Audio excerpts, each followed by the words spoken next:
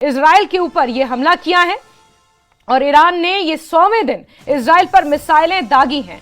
Iraq और Syria का airbase बंद कर दिया गया है और ऐसे में ट्रंप ने बेंजामिन नेतन्याहू से करीब 20 मिनट तक फोन पर बातचीत भी की है। ईरान का यह कहना है कि लेबनान पर हमले किसी भी सूरत में बर्दाश्त नहीं किए जाएंगे और जिस तरह से पश्चिम एशिया में हालात हैं वो तेजी से बिगड़ते हुए अब नजर आ रहे हैं।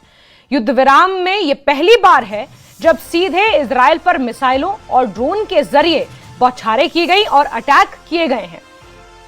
पूरे क्षेत्र में युद्ध का खतरा अब मंडराने लगा है। लेबनान पर किसी भी सूरत में हमले बर्दाश्त नहीं किए जाएंगे, ये कहना है ईरान का।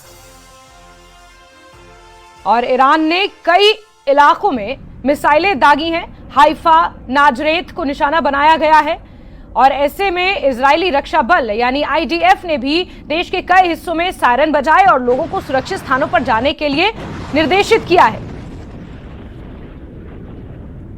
हालांकि जो शुरुआती जानकारी मिल रही है उसके मुताबिक कोई बड़ा नुकसान नहीं हुआ है, लेकिन हमले किए गए हैं अलग अलग जगह पर।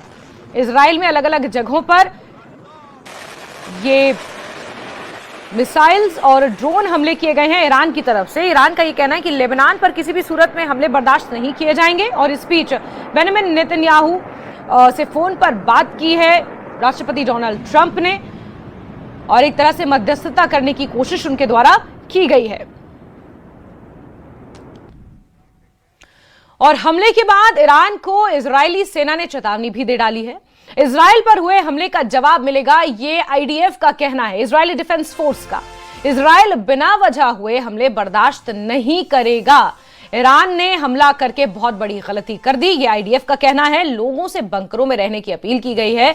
इजरायली एयर डिफेंस सिस्टम अब पूरी तरह से एक्टिव हो गया है और ऐसे में इजराइल भी पीछे हटने वाला नहीं है। इजरायली डिफेंस फोर्स यानी IDF ने ईरान को चेतावनी दे दी है कि बिना वजह, जो बिना उकसाए ये जो हमला हुआ है ये किसी भी सूरत में बर्दाश्त नहीं किया जाएगा और अपने नागरिकों को बंकर में रहने की हिदायत दी है IDF ने।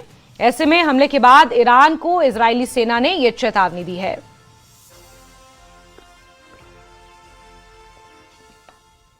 और हमला करके ईरान ने बहुत बड़ी गलती कर दी, ये इजराइल की तरफ से कहना है। इजरायली सेना की ये बहुत बड़ी धमकी सामने आई है और जिस तरह से हालात बने हुए हैं, ये 100वां दिन था और सीज फायर था। सीज फायर होने के बावजूद ये पहली बार ऐसा है कि उल्लंघन इस तरह खुलेआम किया गया है बिना उकसाए। ईरान की तरफ से जो ये हमला किया गया है, इजरायली सेना ने चेतावनी दी है कि हमला करके ईरान ने बहुत बड़ी गलती कर दी है। वहीं ट्रंप ने बेंजामिन नेतन्याहू से फोन पर करीबन 20 मिनट तक बातचीत की। ट्रंप ने कहा कि उम्मीद है कि इजराइल हमले का जवाब नहीं देगा। ट्रंप ने कहा कि नेतन्याहू को ईरान से कोई भी डील माननी होगी। ट्रंप ने कहा कि फैसला मैं करता हूं, नेतन्याहू नहीं करते। और ट्रंप ने यह भी दावा किया कि ईरान के साथ फाइनल डील बेहद करीब है। ट्रंप ने चेतावनी भी दी कि अगर बातचीत फेल हुई तो स्पेशल फोर्स में भेजूंगा और ऐसे में राष्ट्रपति डोनाल्ड ट्रंप मध्यस्थता करने में जुटे हुए हैं। ट्रंप ने बेंजामिन नेतन्याहू से 20 मिनट करीबन फोन पर बातचीत की और उसके बाद यह संदेश दिया कि फैसला नेतन्याहू नहीं करते, फैसला मैं करता हूं और डील आखिरी चरण में है और अगर कुछ भी गड़बड़ हुई लास्ट मोमेंट पर तो फिर स्पेशल फोर्सेस वो भेजेंगे, ऐसा राष्ट्रपति डोनाल्ड ट्रंप का कहना है।